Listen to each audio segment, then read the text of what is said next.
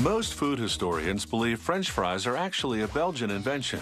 One theory says they originated in the 1680s with poor people who'd resort to frying potatoes instead of fish. During World War I, fries were popular with North American soldiers stationed in Belgium's French-speaking areas, which may be how they came to be called French fries.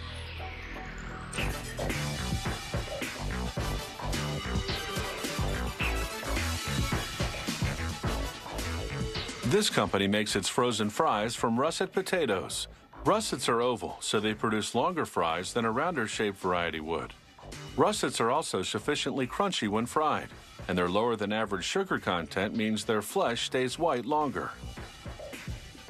When the potatoes arrive at the factory, they travel along rollers that rub off any foreign matter, things such as soil, small rocks, and plant parts.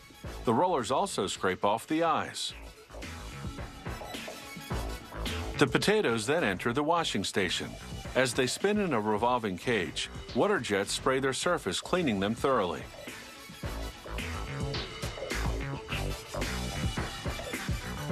Next stop, a sorting machine that divides the potatoes by size. It's made up of successive levels of vibrating grids.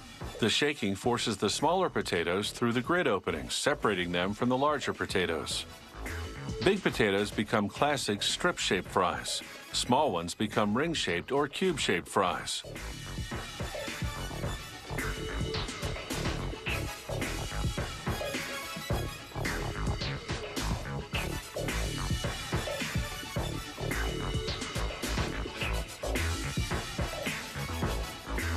After sorting, the potatoes drop into a collection bin.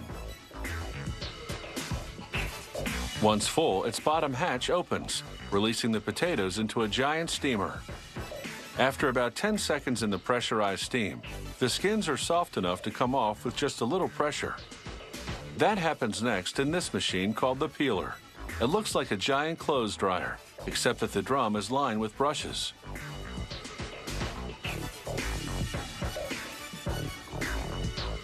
As the drum tumbles, the bristles rub off the skins.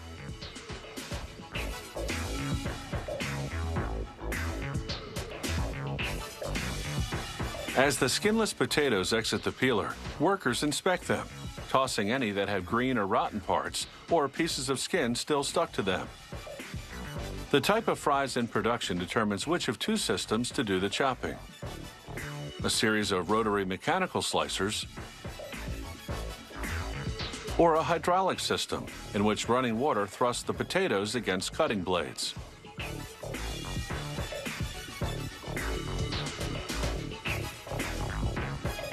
The freshly cut potato pieces drop into a canal.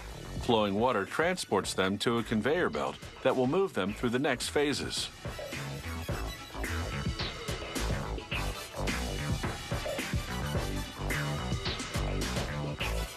Now for a high-tech quality check. Each and every piece passes by a camera in which a computer analyzes size and color. Any substandard fry to be is flagged, and an air jet blows it off the production line. The good pieces fall into a water tank. As they soak, sugar leaches out of the flesh so that they'll all turn out the same color once they're cooked. Then a process known as blanching. The pieces go into hot water, then cold water. This firms up the flesh and makes the potato flavor more pronounced. Then it's into the fryer. The potatoes cook for about 2 minutes in non-hydrogenated vegetable oil.